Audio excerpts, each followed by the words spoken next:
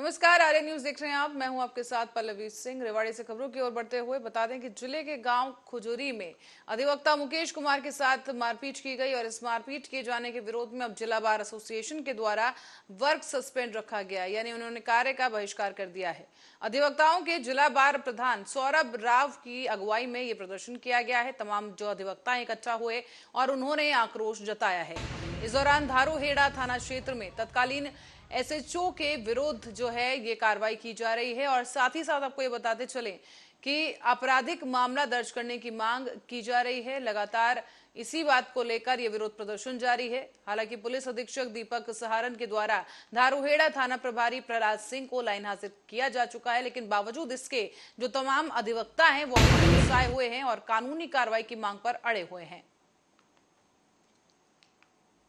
हमारा ये धरना चल रहा है, ये हमारे वकील साथी के साथ जिस प्रकार की जो घटना हुई है, बड़ी दुर्भाग्यपूर्ण घटना है। ये असल में पुलिस का जो जिम्मेदारी बनती है, उनकी कानून व्यवस्था को दुरुस्त करने की जिम्मेवारी बनती है, लेकिन कहीं ना कहीं पुलिस आज अपनी जिम्मेवारी से भटक रही है। उनका काम जो पुलिस प्रशासन को दुरुस्त ना करके, कानून व्यवस्था को दुरुस्त ना करके, वो अपराधियों की शरणस्थली बनी हुई है। आप देखिए, कहीं भी थाना चौकियों में अगर जाते हैं तो वहाँ पर आम व्यक्ति कम, अपराधी किस्म के व्यक्ति ज्यादा मिलते हैं, क्योंकि वो कहीं ना कहीं उन पुलिस कर्मियों के चाटुकार बने हुए थे, उन्हीं से ही उनको सब।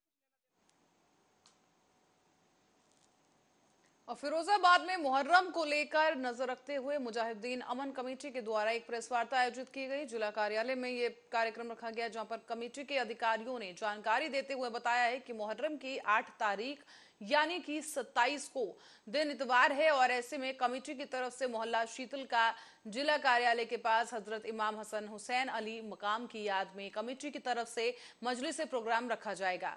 साथ ही दूसरी तरफ कमेटी के द्वारा वरिष्ठ पुलिस अधीक्षक से मांग की गई है कि कार्यक्रम में भीड़ का फायदा उठाकर असामाजिक तत्व माहौल खराब करने की कोशिश करते हैं और इसी के लिए पुलिस फोर्स की तैनाती की जाए, सुचारू रूप से बिजली दिए जाने की भी अपील की गई है।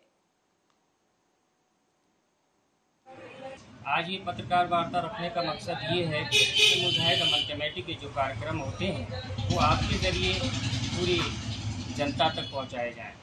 मुजाहिद अमन कमेटी का पहला कार्यक्रम मुहर्रम की 8 तारीख यानी 27/7/2023 को मजलिस का है, जिसमें मुजाहिद अमन कमेटी के इस कार्यक्रम में, मजलिस के कार्यक्रम में तमाम बाहर के शायर और अपने शहर के भी शायर तशरीफ लाते हैं। मैं समझता हूँ शहर में मुहर्रम की 8 तारीख को सबसे बड़ी मजलिस यही मजलिस होती है। इसके संबंध में भी हम इस मोहल्ला शीतल का मुजाहिद अमन कमेटी कार्यालय पर पुलिस फोर्स की मांग करते हैं और मुहर्रम की 9 तारीख यानी 28/7/2023 को मुजाहिद अमन कमेटी के जिला कार्यालय पर शहर की 2 सबसे बड़ी दुलदुल रखी जाती हैं, जिसकी ज़ियारत के लिए पूरे ज़िले भर से भीड़ आती है, जिसमें महिलाएं, बच्चे, बूढ़े, बुजुर्ग।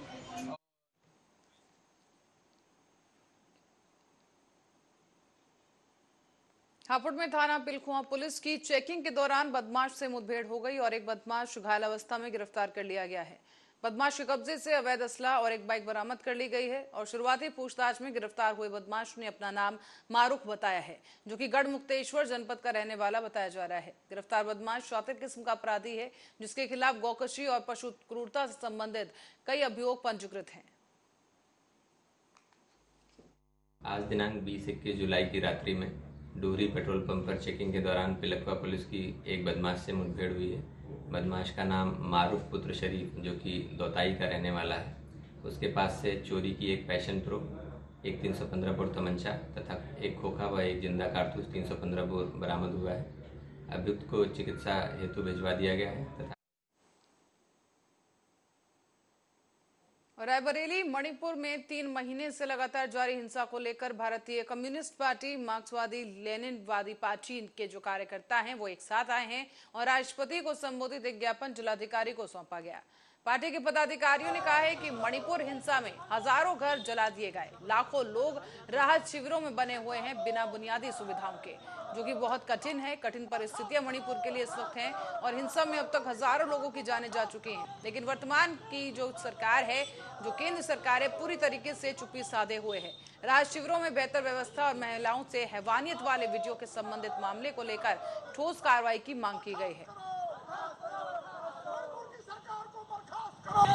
आज हम लोग यहाँ पर मणिपुर में जो घटनाएं हो रही हैं उसके विरुद्ध यहाँ प्रतिवाद करने के लिए इकट्ठा हुए हैं। आप सबको पता है, पूरे देश को पता है कि पिछले 3 महीने से वहाँ बहुत बड़े पैमाने पर हिंसा हो रही है। हजारों घर उजाड़ दिए गए, लाखों लोग शरणार्थी शिविरों में हैं, वहाँ भोजन दवाइयों का तक का अकाल है। अभी एक 5 मई का एक वीडियो कल आया है, इंटरनेट बंद है वहाँ, इस वजह से ये घटना बहुत देर से पूरे देश के सामने आई, जिसमें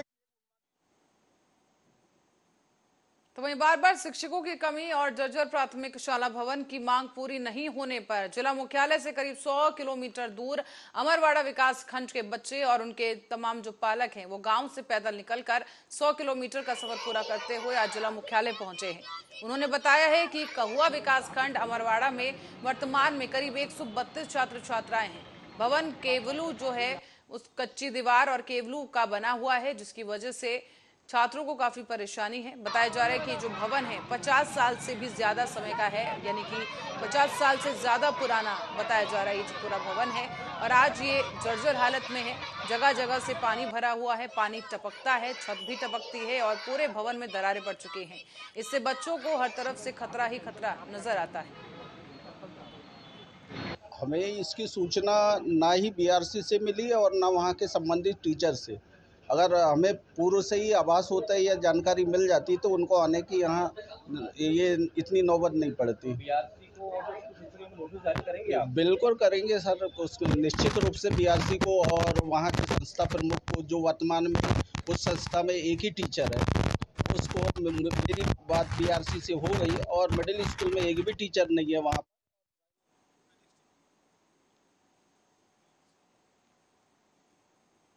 गोरखपुर में पिछले कुछ दिनों से लगातार प्रशासन की ओर से जो है अभियान चलाया जा रहा है। ये जो अभियान है स्वास्थ्य व्यवस्थाओं को देखते हुए और उसे मजबूत करने की कवायद में किया जा रहा है। दरअसल पिछले लंबे समय से गोरखपुर मेडिकल कॉलेज और जिला अस्पताल का कुछ एम्बुलेंस माफियाओं ने अपना बिजनेस का ठिकाना बना लिया है और अस्पताल पर आने वाले मरीजों को डरा धमकाकर उन्हें प्राइवेट अस्पतालों में शिफ्ट करवाया जा रहा था और उन अस्पतालों से सांठगांठ करके ये जो एम्बुलेंस कर्मचारी हैं मोटी रकम कमाते थे। वहीं मरीजों की जिंदगी के साथ लगातार खिलवाड़ किया जा रहा है और अब प्रशासन के द्वारा चलाए जा रहे इस अभियान में कई ऐसे अस्पताल और एम्बुलेंस अवैध साबित हो रहे हैं। इस बीच सीएमओ आशुतोष दुबे ने बताया है कि हर अस्पताल का और एम्बुलेंस का एक मानक तैयार किया गया है और उस मानक के स्वरूप ही जिले में एम्बुलेंस और उस एम्बुलेंस को काम करने दिया जाएगा। अगर ये लोग मानक के विपरीत जाकर काम करेंगे तो निश्चित तौर पर इन्हें जिले में किसी भी प्रकार का काम नहीं करने दिया जाएगा। साथ ही बताया जा रहा है कि इनके खिलाफ कड़ी से कड़ी कार्रवाई होगी। देखिए, सरकार का नियम है कि जो भी चिकित्सालय हैं वो सभी पंजीकृत होने चाहिए और पंजीकृत जो भी चिकित्सालय होंगे, जो नियम के अधीन चिकित्सालय चल रहे हैं, उन पर किसी भी प्रकार की कोई कार्यवाही नहीं की जाएगी और जो एम्बुलेंस के मानक हैं, जो एम्बुलेंस मानक पर रहेंगे, वो सभी एम्बुलेंस जनपद में चलती रहेंगी और जो मानक विहीन एम्बुलेंस हैं या मानक विहीन चिकित्सालय हैं वो सब बंद कर दिए जाएंगे। देखिए, सरकार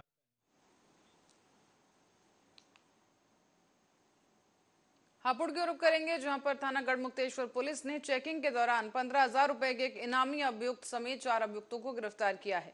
इन सभी अभियुक्तों के कब्जे से 25 किलोग्राम अवैध गांजा, 6 मोबाइल फोन और घटना में इस्तेमाल की गई गाड़ी को बरामद कर लिया गया है। गिरफ्तार किए गए अभियुक्त अंकित उर्फ गुड्डू पर एनडीपीएस एक्ट के तहत मामला पहले भी दर्ज किया जा चुका था, जिसमें ये शख्स वांछित चल रहा था और इसी इनामी को अब पुलिस ने गिरफ्तार कर लिया है।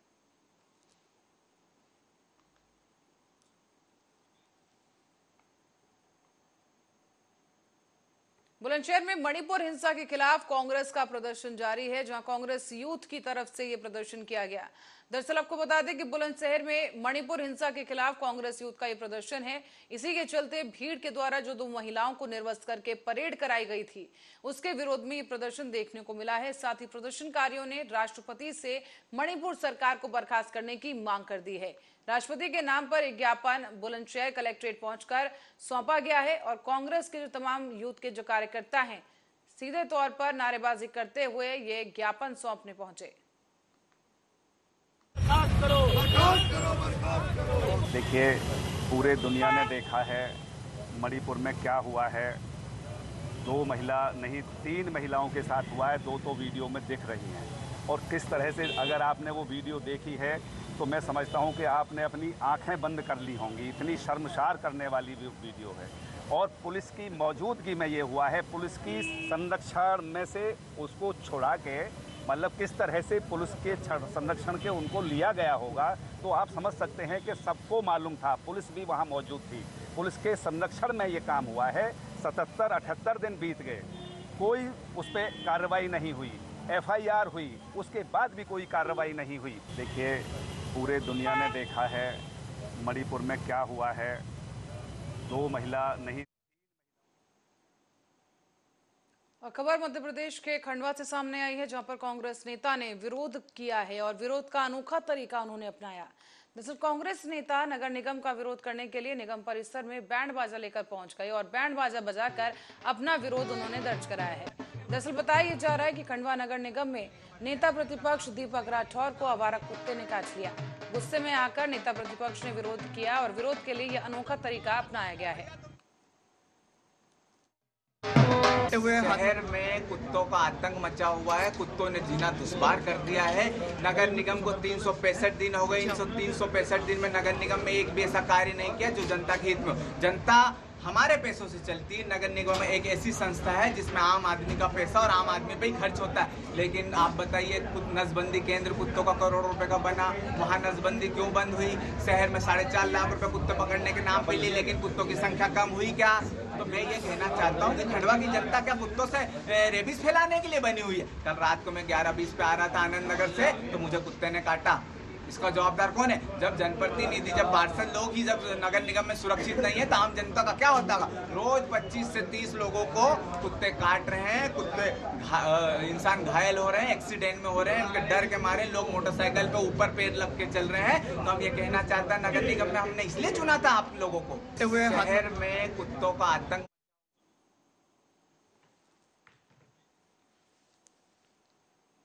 मुरादाबाद की ओर रुख करेंगे, जहां बिलारी ब्लॉक के गांव हाजीपुर में लचर पड़ी व्यवस्था को लेकर किसानों ने धरना दिया है और धरना देकर शिकायत दर्ज कराई गई।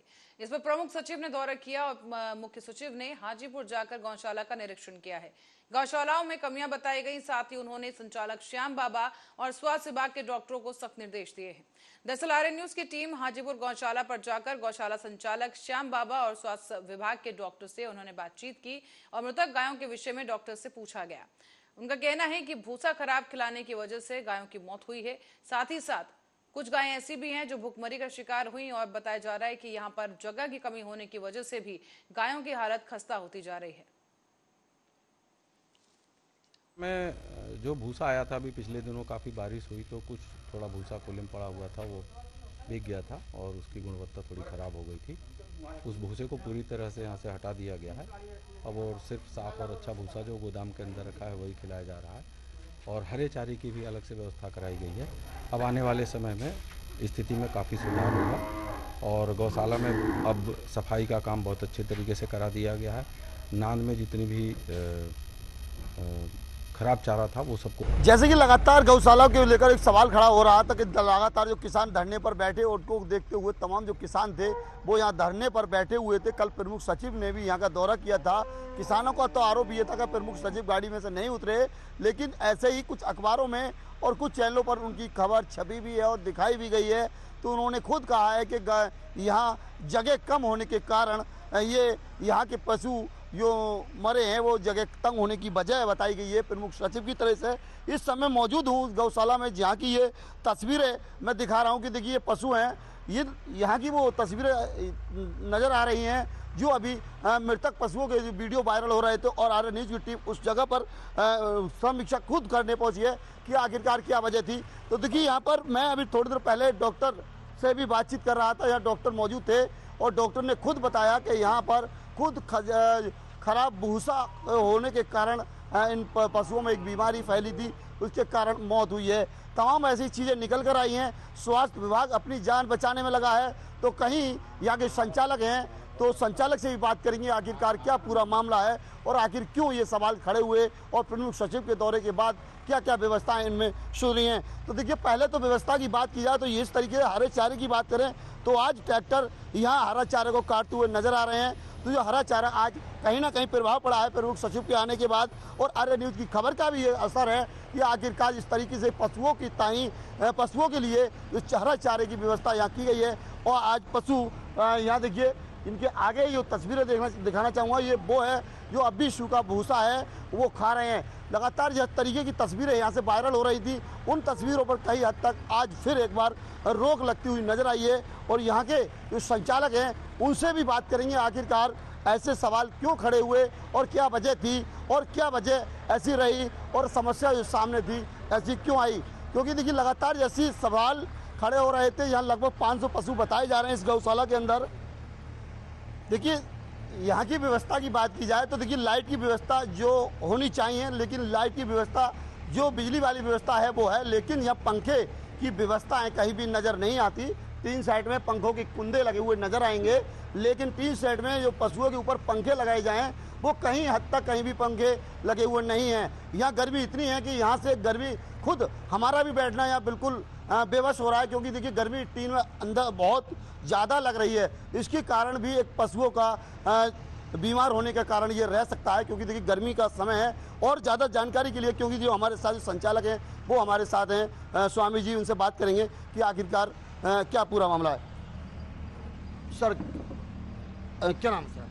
मैं स्वामी श्याम जी महाराज, संस्थापक अध्यक्ष राष्ट्रीय गौरक्षक दल।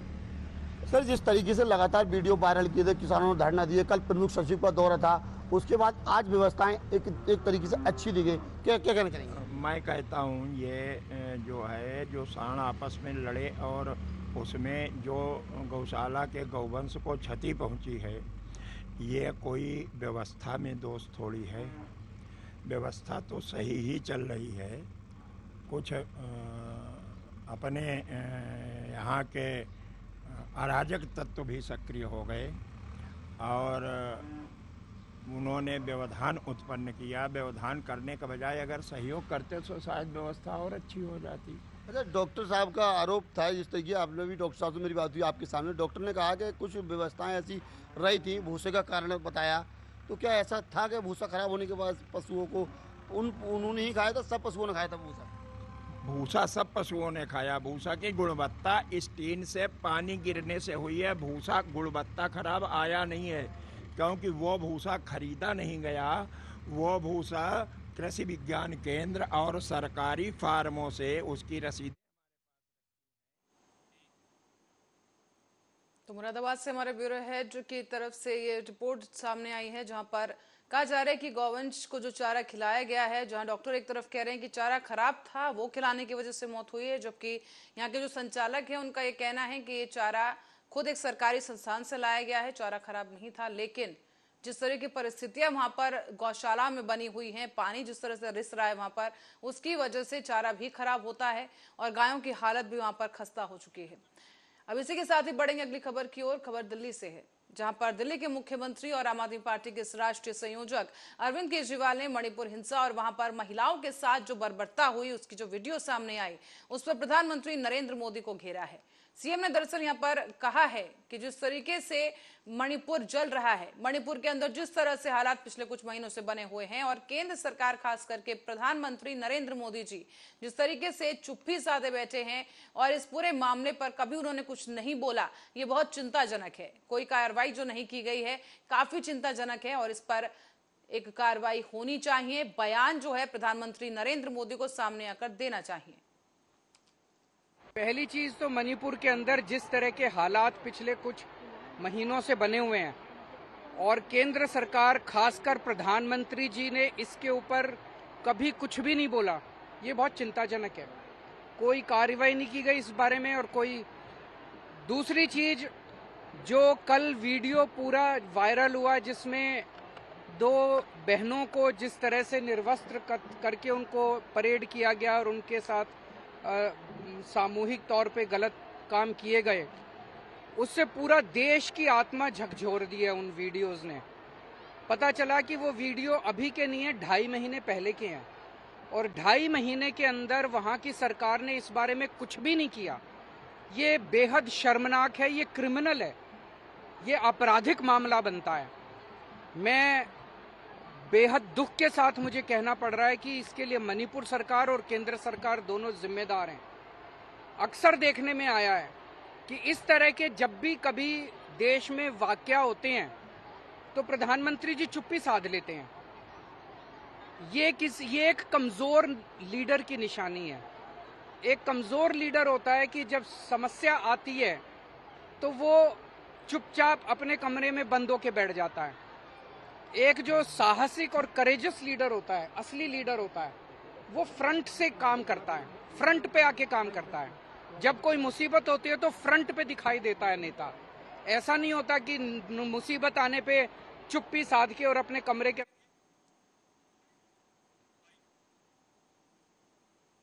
और खबरों में फिलहाल के लिए इतना ही। बने रहे हमारे साथ, देखते रहे आर्या न्यूज।